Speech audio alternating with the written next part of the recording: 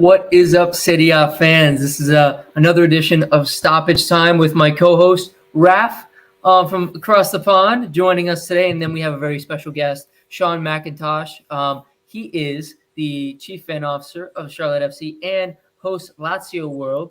How are we doing, Shawn? Well, look, not doing great following that pretty lackluster performance from Lazio, but happy to be here with you guys and chatting a little calcio. So appreciate having me on. Yeah, of course. Thank you so much for coming on. I'm going to get some of the business side out, and then we'll kind of get into things. This podcast is brought to you by All Juve Cast, our amazing team, as well as Striped Hearts Apparel. All of my clothes are in the wash right now, so I can't wear that today on today's show, but go get that stuff. It's very, very comfortable. But yeah, so thank you again, Shawn, for coming on. And like I said, we got Raf on. Let's get into things. We had the Derby della Capitale today, and it went very differently than a lot of us expected. We thought this would be a really, really tight one. I thought this one would end up 3-2 in terms of Roma winning, but I thought it'd be a lot tighter. Let's go into this first, Shawn. What was one of the main things that stuck out to you in this match? Because it just seemed like Lazio were a little bit lacking kind of the aggression in this match. We're lacking a little bit of mentality, and they were not really clean on some of their passes. So give us a little bit of your insight on this.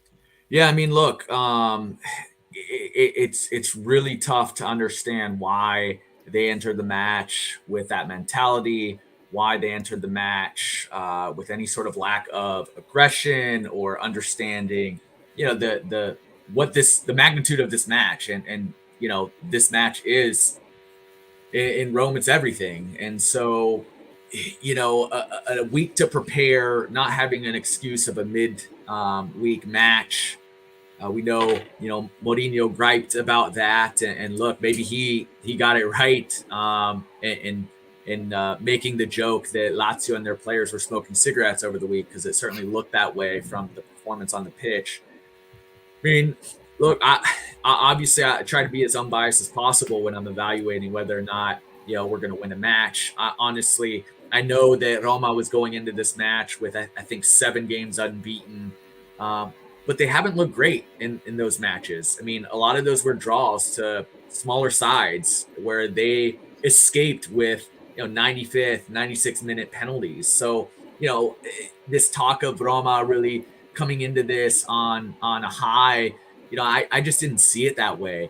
Lazio's play on the pitch, they're starting to grasp Sarri's system a lot more, and you see, look, they've got their ups and downs, but going into this one, regardless of who was going to win, I thought for certain it was going to be a close one, with Lazio having a little bit of the edge, not having Zaccagni hurt because he's been, one of their highlight players this year on the wing. But look, some of their players just didn't come in with the right mentality. Lazio has the tendency to, when they do give up goals early, and they do it quite frequently, it throws them off, of their game. And we saw it was 6 minutes in that Tammy finds a goal off of a set piece. So, right from the onset, it kind of put them off of their game plan. You hope that a team can respond a little bit better and gather themselves. But, I had a little bit of questions as to the lineup from Sarri. Disappointed to not see the likes of Lazzari in the starting 11 because he brings so much. Hisai has had his issues. So, for me, if I was the one deciding that starting 11, I would have started out with Marusic on the left and Lazzari on the right to give us that attacking flair that Lazzari brings. So, it was a little bit of mentality. It was a little bit of a, not being able to withstand that early punch, and everybody got shook from that, and, completely unacceptable. Yeah, you hit a lot of points on that early, and let me give everybody a rundown who didn't watch the match. I think you said the 6 minute. I don't know if it was the first or the 6 minute. I forget now. It feels like forever ago. But on the corner that led to the Tammy, was that the 6 minute you said? Yeah, I believe it was. Well, look, no, it was the first minute of the match. Okay. Yeah, so I'll give everybody a quick rundown. It was the first minute. It hit the crossbar off a ricochet on the cross, and it went right to Tammy. All he had to do was hit it with his thigh, and it went in. Really, just kind of an unlucky goal from Lazio to start. And I guess the opposite, if you're a Roma fan, it's pretty lucky to get that starting off. In the second one, in the 21st minute, phenomenal, run from Tammy Abraham running into the box. We know how prolific he can be takes it one time on a cross. A little bit difficult because he had to turn, and while he's running at the same time, volley it in. So that was a really, really tough finish for him, and he had himself a day with 2 goals. And then the last one that kind of solidified it in the first half was that just amazing free kick from Pellegrini. And after it, I saw they panned to Totti, and Totti was trying not to smile, and I thought it was funny because that man just didn't crack a smile. I felt like all game, but it was really just that first half that it just kept piling on against Lazio. And then I saw in the second half, they started getting a little bit, things started getting chippier because in the first half, it kind of lacked that kind of edge that you expect a derby to have. And then the second half, it started getting really chippy. And I think it was like the 56th minute. There were 2 consecutive fouls on Oliveira by Alberto. It wasn't intentional. And then coming back, Mancini gave an elbow to Alberto running up. And, obviously Lazio took offense to that. And then it started getting chippy from that point on. Do you think this one lacked bite in the first half, and then do you think it kind of went excessive in the second half due to the all of the given up goals in the first half and kind of the frustration from Lazio? Yeah, I mean, 100%. Look, again, they took a punch early on. Whether it was fortunate or not, they've got to find a way to respond a little bit better. And their defense was a little shook from it, and they couldn't quite like get into their game plan at all. And look, they were completely outplayed. So I don't take this as an excuse or reasons why they lost. But I thought there were some questionable calls, in the box. I mean, Milinkovic-Savic, I mean, he's bleeding, from an elbow in the box. And for me, we all know the frustration with the referees in Serie A and their inconsistency with VAR. To not go to VAR and look at it, is pretty frustrating. It looked to be contact for me when Cheeto was in the box off of a really nice touch. To not go to VAR and look at that, whether or not they call it a penalty, for me, it's the lack of going to VAR and taking a second look at it. 2 really, really frustrating missed looks from a ref that could change the course of the match. So, some things on that end that I thought were unlucky. But again, Lazio has to find a way to respond, and they could never get into a flow of things. And even in the second half, when they started gaining a little bit more possession, it didn't really matter. Roma did a really good job of keeping their form, keeping their shape, staying behind the ball, and not really giving Lazio anything, clogging every lane. I mean, certainly a frustrating match if you're Ciro Immobile, who's making the runs that he always makes. Very little service, little control of everything. Those passes, I mean, Roma was flying to the ball, and every single one of those passes just lacked a little bit of pace and zip to it. It's just, look, the same guys every time Lazio has one of these matches where they just fall flat. You can typically point to the same guys that are bringing that energy and the grinta, and the same guys that fall invisible. And you never see Cheeto not give the effort. You never see Pedro not insert himself into a match. When Lazzari's in, you always see him flying high. That was the case today. And then guys that tend to disappear. Luis Alberto, as great of a playmaker as he is, he has these matches where he tends to just not be a part of the action. And Felipe Anderson is the other one where, he can be such a great player on the ball, and he's got the pace, he's got the strength, he can beat in off the dribble.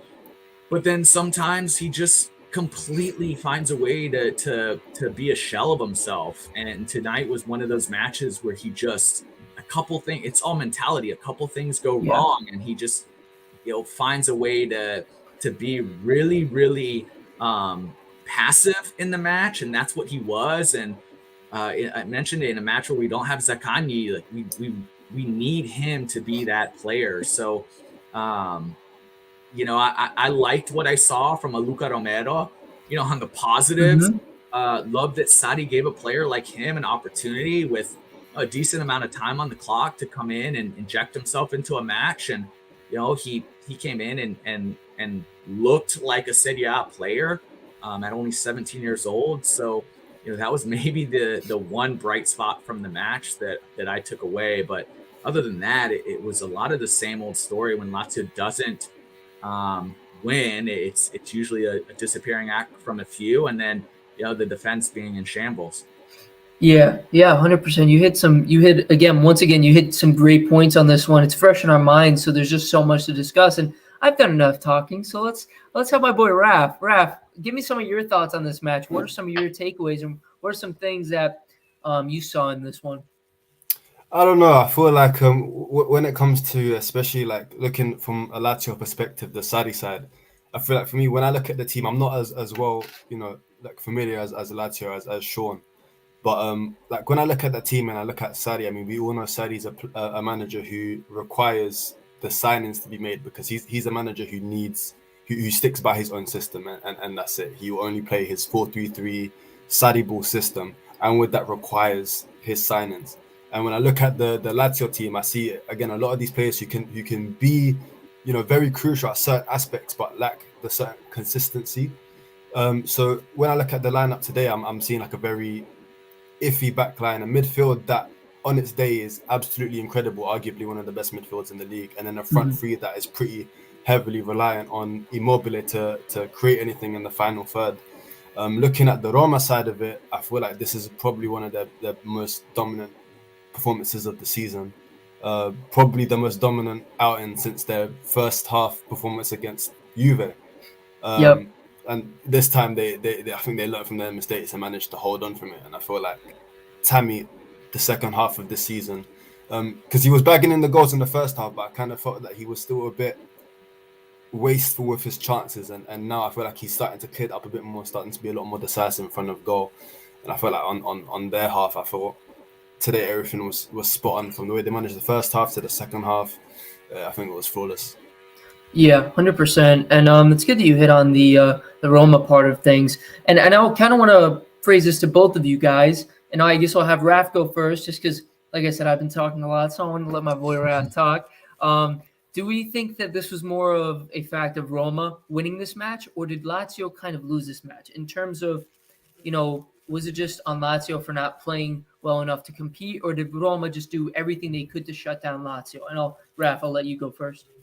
I feel like, I mean, if we look at the manner of the goals, it's difficult to say. I mean, to concede 3 goals in the first half, you can say that it's inexcusable on Lazio's side. But when you look at, like the free kick, there's really nothing you can do about that. When you look at the corner in the first minute, I feel like that's just a complete switch off, and not being as mentally prepared in the first minute. So I think you could say on Lazio's side, you could say it was probably a bit more of a switch off, especially considering in the second half they did manage to hold on and be a bit more comfortable on the ball.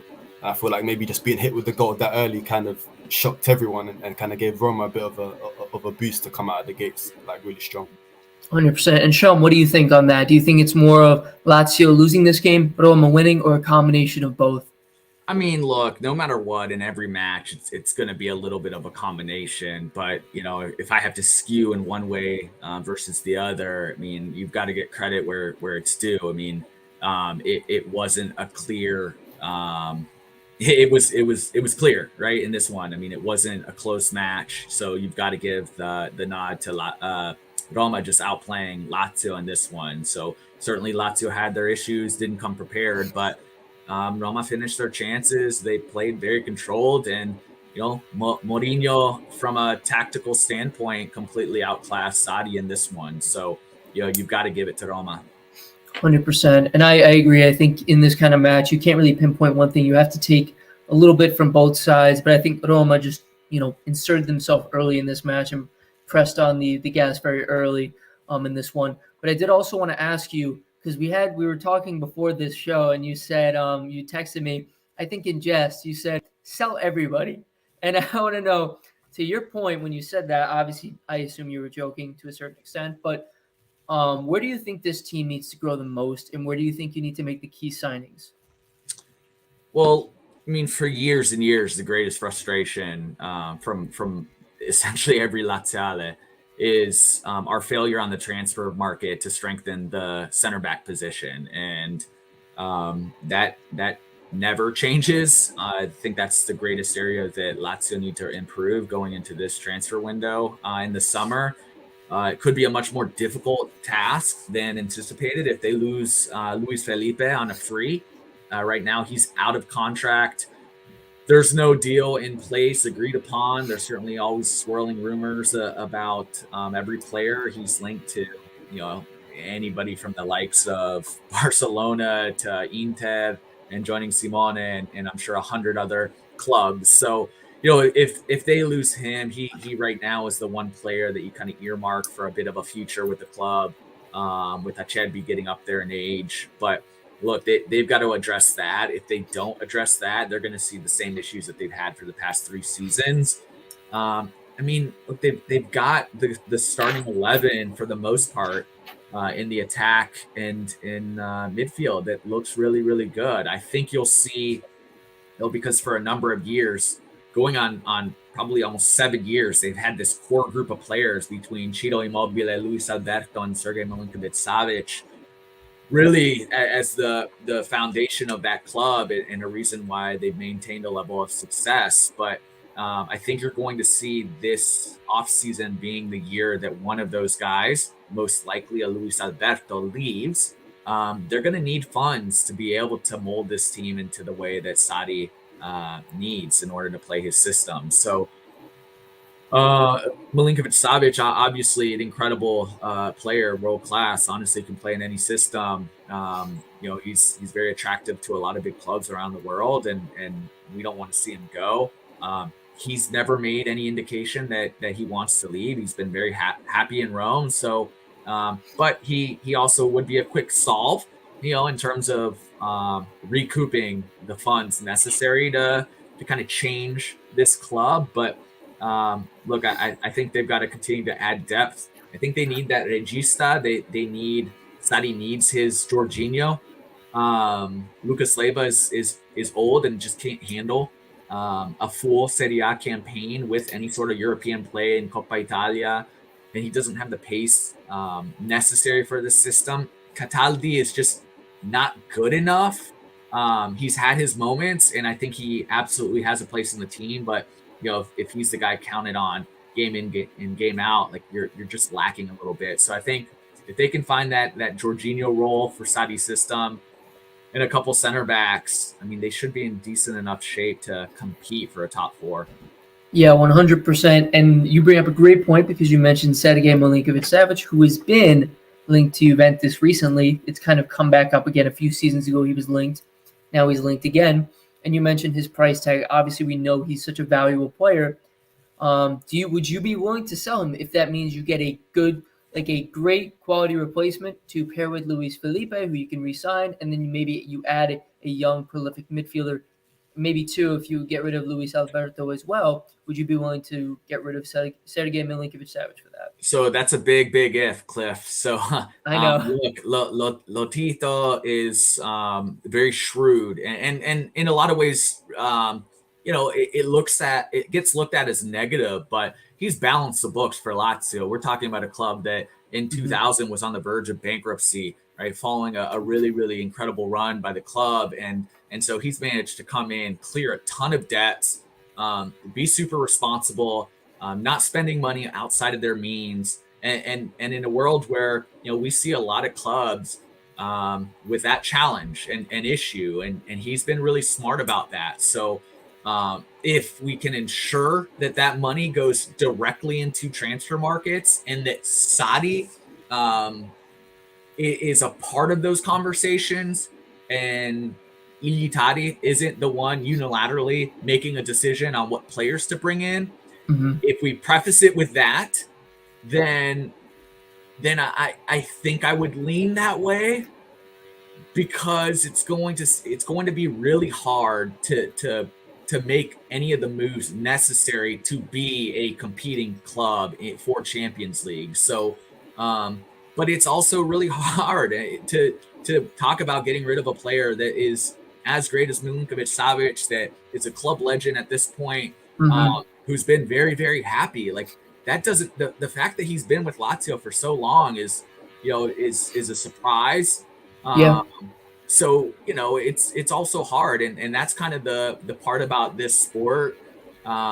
the business side that's really tough for fans, because you can fall in love with a player, and then you've got the global transfer market and finances come into play. And when you're a club like Lazio, or I'm sure it's even more frustrating for smaller clubs. Like you get an attachment as a fan to a player, but then he gets a little bit too good. Like Fiorentina with Vlahovic. Yeah, Juventus feeder system in Fiorentina. So it's tough. Ultimately, whatever's going to help the club is what needs to happen. And if we can guarantee that Saudi is a part of those transfer markets and the decisions, and finding the players that help them play in the system that's going to get us in a top 4 position, like that, he may have to be that sacrificial lamb. I find it really hard to see them getting rid of a Alberto and a Milinkovic-Savic in the same transfer market. That's a lot to lose. That is a lot. And just kind of knowing and following the club and having a pulse on it, I find it really hard that they would go Milinkovic before Alberto. We'll see. And following up with that, like me and Raph know about falling in love with players. I fall in love with Dybala, and now there's all the controversy with him potentially leaving, and it hurts me. But from a financial standpoint, you could take that salary and you could, use it to get, help pay for a Milinkovic-Savic in some way, because you're saving some money, as well as bringing other players. But going off of that, I did want to ask you, if you got rid of Milinkovic-Savic, would you be opposed to a Jorginho-Sarri reunion at Lazio? I mean, it's a sexy storyline, but I don't think that's the route to go. Jorginho needs to go, if he's going to leave Chelsea, he needs to go to a club that's already in the midst of competing for, Scudetti and competing in Champions League. I think what we need to look at is the semi-start of a new project, which is what we're in with Saudi. Certainly, we need to win now as well. Cheeto is not a young buck. But I just think long term, you've got to think about a player that is at least going to give you 5 good years. So it'd be hard unless we're talking about bringing in 2 to 3 other veteran players that can really, really make a difference. And we're talking about going all in on legitimately competing for something next year. If we're not doing that, then I don't see why we would bring in Jorginho. I'm going to give you a player name who I think would be a great fit, underrated. You can get him for a good price probably right now, and he does everything. Alfred Duncan from Fiorentina. Okay. I think that would be a great fit for Lazio because he can press forward. He's really great at dropping back defensively. He does a lot of work rate. He's a good, clean passer. What do you think of that idea? Would you take him? I mean, yeah, look, he's the type of player, too, that gives it to you on both sides of the ball. So, yeah, I like that shout. I have no idea what his transfer market value is right now. But yeah, he's a player that falls within that window too, where age-wise, like he can, be there for a few years. So I like that call. Thank you. I just picked that up off the top of my head. I would say his value is probably, I would guess, like 20 to 30 million. It's probably a fair valuation for him. I mean, I obviously don't know Lazio's finances right now, but I assume they can afford something like that. But Raph, what do you think about Lazio, and what do you think that they need to do to improve this team? Obviously, we spoke about the defense, but do you think they need a full revamp, or do you think they need to just sell one player and then fill in positions such as like an Alberto or a Milinkovic-Savic? Yeah, I feel like as Shawn said, there's already a very great core there in terms of Immobile, Milinkovic-Savic, Luis Alberto, who's already in the team. Acerbi, I don't know what the situation with him and the fans and the club is at the moment, but if you could bring in someone like Romagnoli from Milan to partner next to him, I know they're both left-footed, but it could still work. And then kind of piecing here and there players around the squad, maybe a couple fullbacks, a regista as he said as well. Maybe if the Jorginho to Juve rumors are true, who knows what could be in store for Rovella. I feel like Rovella would be an excellent Sarri player. Oh my gosh, yeah. Yeah. And then, getting maybe a couple more wide men. I feel like Lazio aren't too far away from competing. I feel like, again, it's not a complete revamp that needs to be done, but maybe just adding to the squad, because they already have such a strong core that a lot of clubs in Italy would love to have in terms of. Yeah, I'll give you my thoughts real quick, because personally, I think this team is on paper has a really tough. This has a fringe top 4 side squad to it. I think Strakosha, if he gets consistent minutes, I think he's a very good goalkeeper for the future and to keep playing for a long time for you guys. You have Lazzari when he does play, or Lazzari. I always confuse how to say it. Lazzari plays it right back. I think all you really need is actually Marusic is a very competent left back. So you really don't need an outside back. I think you just need another center back in rotation. Maybe Zaccagni plays left wing. Am I correct on that? Yeah. Yep. So you have him on the left when he starts. When everybody's healthy, you have him. You have Romero, who's a young, prolific player, and you have Felipe Anderson. So I really don't think there's much you need to add to this team. I think just a little bit of depth, like you said. And I think they need another year under Sadi's system, and they need another center back in rotation. And then I think they're pretty good. Yeah, I mean, the winger position, look, that is absolutely an area of strength, which is frustrating when you've got a player like Felipe who just no-shows. But when Zaccagni's in there, you're talking about Zaccagni, and then this season, though, because obviously Pedro is not young, but if he plays at the level he's playing this year for another year or 2 years, that is absolutely a position of strength, because Zaccagni is. Look, I think Zaccagni is going to play his way into some looks by Mancini. I mean, he's the type of player that plays so perfect to a Mancini system. He's super direct. He can beat guys off the dribble. Like he's strong. I think you're going to see his name mentioned up with the Azzurri. So then you've got on the other side, if it's not Felipe Anderson, you can have Pedro in there. For a couple seasons, Luca Romero's not ready, but in a couple seasons, he may be ready.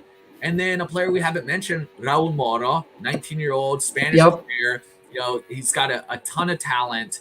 And then look on the transfer market in the winter, they picked up a player as well in Cabral, who, is he can play across the front three. He's more of a winger than he is a 9.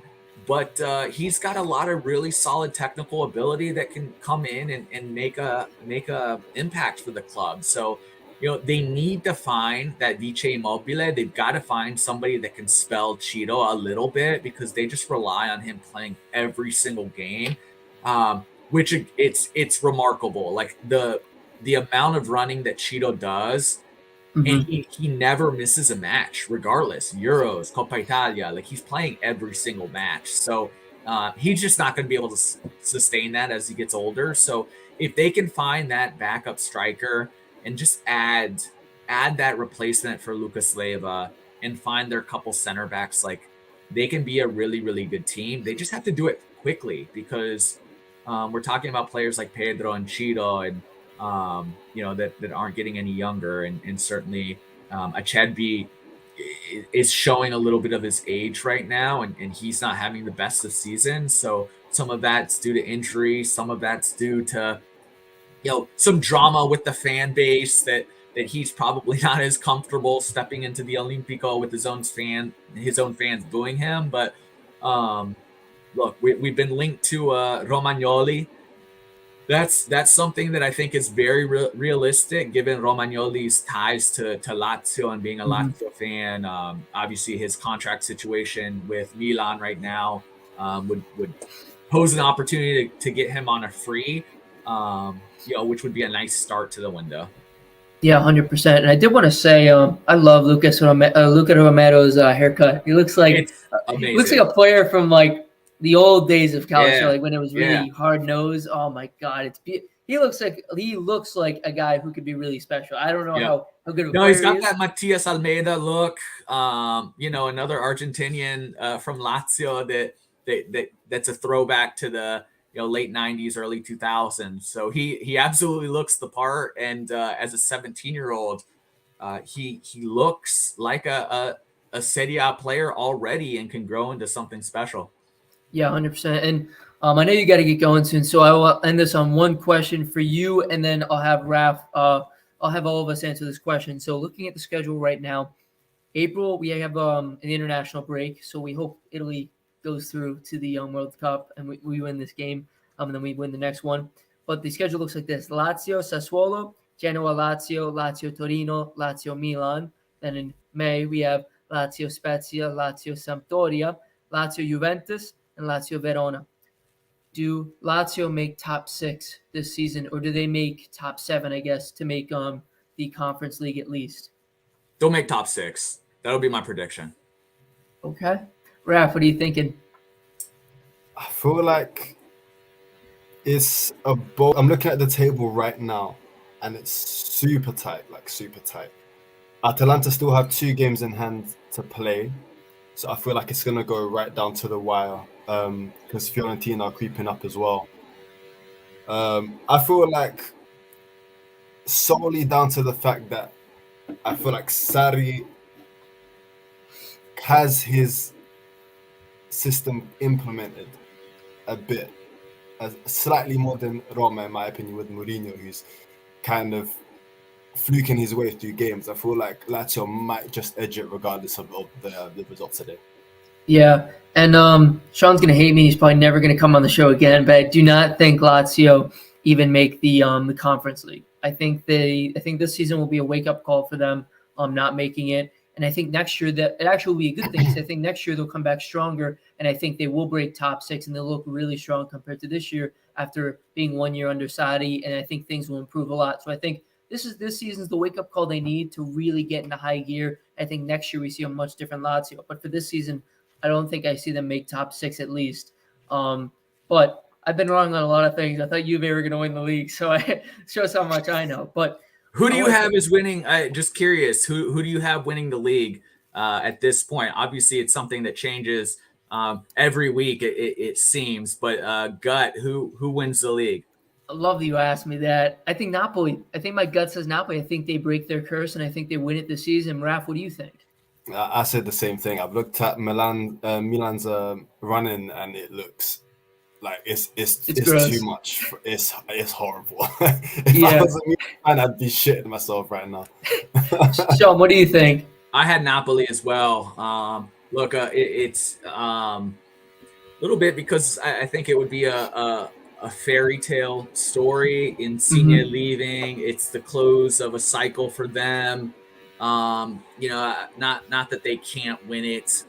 So I don't want people to take it the wrong way, but for me, it's more of like a, if not now, then when. Yeah. It just feel like everything is there for them to do it.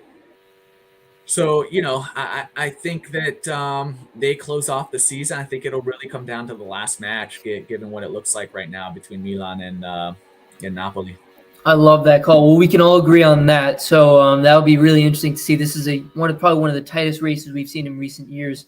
So I know, Shawn, you have to leave. Thank you so much for taking the time with us. Of course. I know you have a very busy schedule. So you have a great rest of your Sunday, and we'll hopefully talk to you soon. Awesome. Thanks, fellas. Take it easy. Man. See ya. Take care, man. Okay, Rap. So now it's down to the two of us. So we talked about Roma Lazio with our friend Shawn, and we're very grateful to have him on. He was phenomenal. He was very gracious considering that Lazio lost. So I'm very appreciative. Especially at Derby, man. Exactly. I'm very happy he wasn't too frustrated. So the fact that he even joined us still and had a good conversation with us was great. But the other match I want to get into is the Inter-Fiorentina match. This one was really interesting. I'm going to give everybody – I know, you're ready. You're ready to get into it. So am I. Let's give a little bit of a quick rundown for everybody. Kind of the first thing that happened was that I noticed Hakan Çalhanoğlu was very aggressive in this one. Early on, he got away with, I thought, a very dangerous early challenge on Castrovilli. So I think he was treading fine water on this ground in this match. And then the first goal came from a beautiful pass across the middle from Nico Gonzalez, who I love, to Lucas Torreira in the 50th minute, who slots it away home to make it 1-0 Fiorentina. And then Alfred Duncan, I want to note, like I said before, I love him. I think he looked phenomenal in the second half. That was just one thing I want to note. And then Denzel Dumfries equalizes with a great header in the 55th minute. And then Ikone right at the end. He blew a clear 1v1. Dude, literally, I literally Broke thought, I'm my like, oh, heart. he's gonna put the nail in the coffin, and then he messed it up. And I remembered he's French, so I'm like, oh, of course it was a Frenchman. But what did you think of this match, and what did you think of Ikone blowing it? Oh, the match, I don't know. The fact is, any match where Inter drop points, it makes my day. It makes my day. I was super gutted that Fiorentina didn't win, especially with the last minute miss from Ikone. But at the end of the day, you know what? 2 points dropped from Inter, it makes my day. And the fact that it's at the hands of Italiano, you know, everyone's favorite coach at the moment, you know, even better, man. That's my boy. You know, Italiano's my boy. Italiano is my favorite coach in the league, and like I said, I think he'll be Juve's coach at some point in the next 3 to 5 years.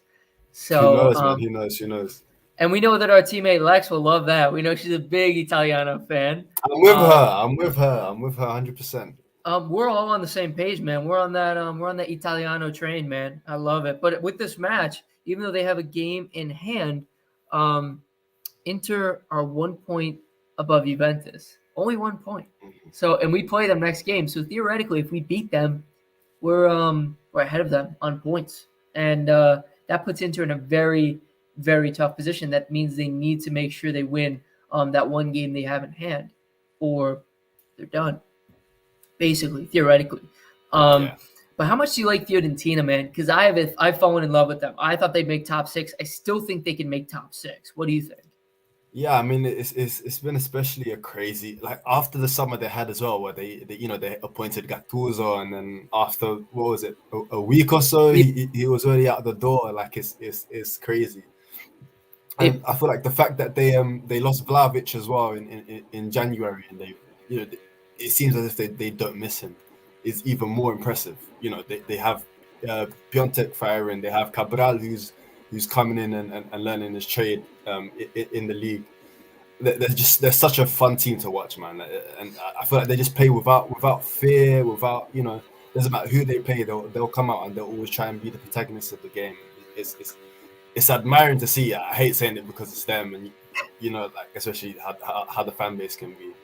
But it's something that you just have to admire, man. Especially, you know, reviving players like Torreira's career after a shaky spell in England. It's fun. It's fun to see. 100%. And he ended up losing a tooth yesterday, and he had to get it replaced yesterday. After he took an elbow to the face. I'm like, I saw the picture at the end of the game. It was hilarious. Yeah, they were saying he looks like a hockey player with all his work he's putting in, and then he's got the chip.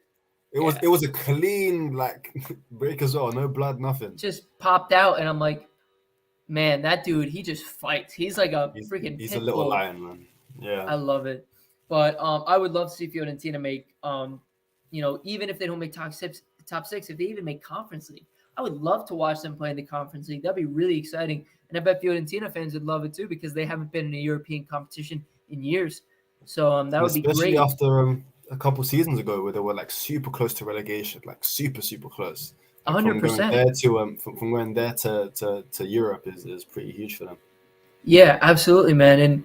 And we just, you know, like we said, we celebrate when Inter doesn't get points. So that's always a great thing. Now we're going to get to our favorite segment of this show. I'm not sure if I sent you the list, but we're going to wing it. I'm going to give you a name of players. You're going to tell me based on their recent performances, would you buy them or sell them based on their performances? First. For you then? No, just in general. If you could buy them, would you buy or sell them based on the performances? Okay. So their form. So I know it's a little bit confusing. Everybody gets confused with this game. So it's pretty much just like if I like them or don't like them. Exactly. Yes. Yeah. Cool. First of all, Lautaro Martinez, based on his form. Get him out of here. Get him out of here. You think he's frauded? Get him out. I don't want to hear his name again. That guy sucks. Even with this form, recently he had a hat trick against Salernitana. I don't care about Salernitana game. That game doesn't count. Get him out of here. I can't believe you asked me that question. Get him out. Well, he's been in better form lately, so I thought. Sell him. Okay. I would also sell him, but not as emphatically as you. Jesus Christ, get him out. Okay, next one. A little bit of a more difficult one. Nicolo Barella, would you buy or sell him? I'd still say buy. I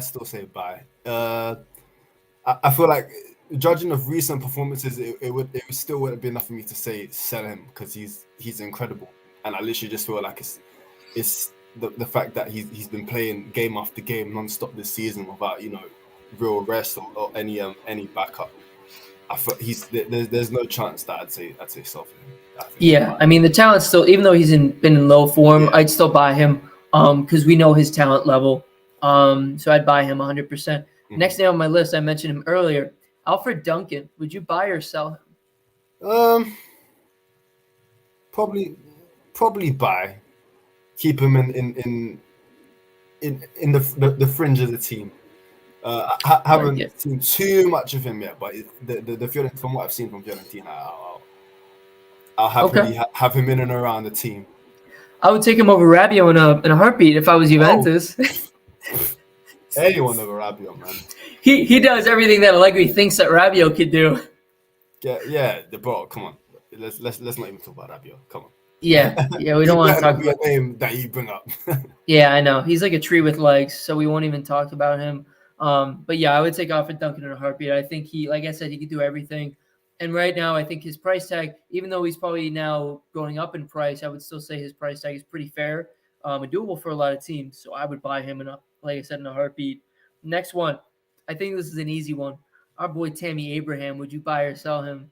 Ooh, that's a buy. That's a buy. I would have said sell because I'm still a bitter Nigerian who's angry he didn't choose Nigeria over England, but his goal record is speaking, man. Buy. That's fair enough. For me, prior to the season, I thought he was the dark horse to be the Capocannoniere for the season. Okay. For a dark horse, and you already look at him this season. If he hadn't hit the goalpost 50 times, he probably would be the Capocannoniere right now. He's on 15, man. He's only like 5 or 6 behind Vlahovic, which isn't too bad considering penalties that he doesn't take. Yeah, exactly. He doesn't take penalties. And then the thing is, like, I remember one match, I think he hit the bar in the post like 5 or 6 times, and I'm like, come on, man. Like, if you saw those away, you would have had like a double hat trick. You would have 6 goals.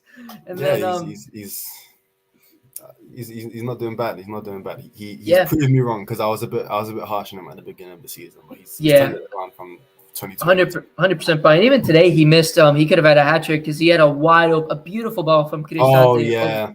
Yeah, dude, it was beautiful. He hit him right over the top.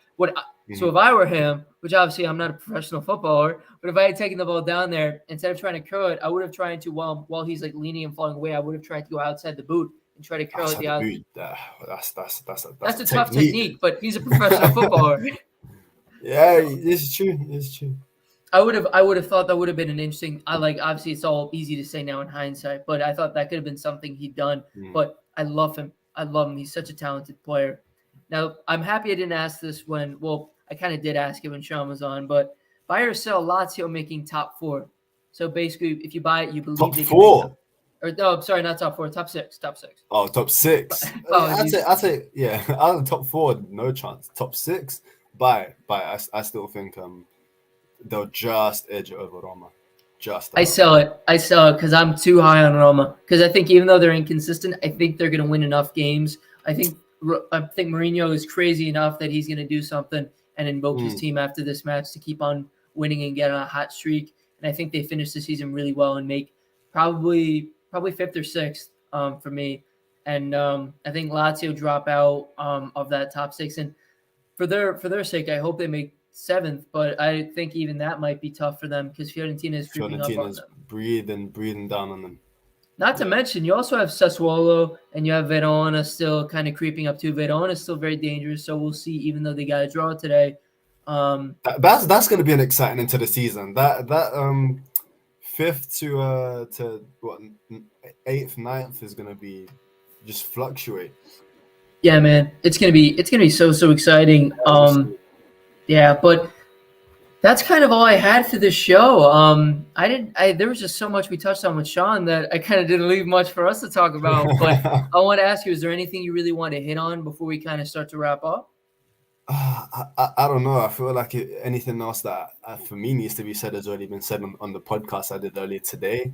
In terms of Juve, I feel like the only thing now is World Cup qualifiers.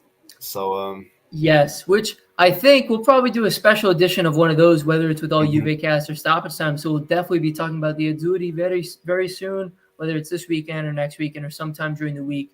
But there's a lot of content that we have coming up. We also, before we wrap up, I want to tell people what we have going on. We have a post-match show tomorrow for all Juve cast, which I would love for you guys to hop in. I will not be there, but we got the team going on that one. And it's going to be, I believe, at 8:30 as per usual in the morning, 8 a.m. Eastern Standard Time. And then myself and Lex are going to be doing a pre-recorded video. We're going to be doing an interview with Wayne in Rome with our friend Wayne, who's a Roma fan, to get his reaction from the Roma side on this match. He will probably be in a much better mood than Shawn was for this one, even though he was a good sport for us. But yeah, so we'll be having that interview. And like I said, again, this podcast is sponsored by all Juve cast and the Striped Hearts Apparel. So definitely check us out, guys. We're continuing to grow. We're probably going to have some fluctuation in the stoppage time times because we're still trying to solidify a time and a day of the week that we do things. We're still trying to figure things out. But we appreciate you guys sticking with us. And thanks, Raf, for hopping on, man. I really appreciate it. Did you have a fun time? No worries, bro. Yeah, 100%, man. I loved it. Awesome. That's what You're we a love great to hear. host, man. Thank you. That's the best thing I can hear. I don't know if I'm that good, but I appreciate the love, man. Amazing, bro. I felt comfortable the whole time. Hey, that's what I'm here for, man. I'm here to make everybody feel comfortable and have a good time. So thank you, everybody, again for hopping on the show. Buona domenica a tutti. And everybody have a great rest of your Sunday and have a great week this week. And enjoy your calcio. Everybody take care.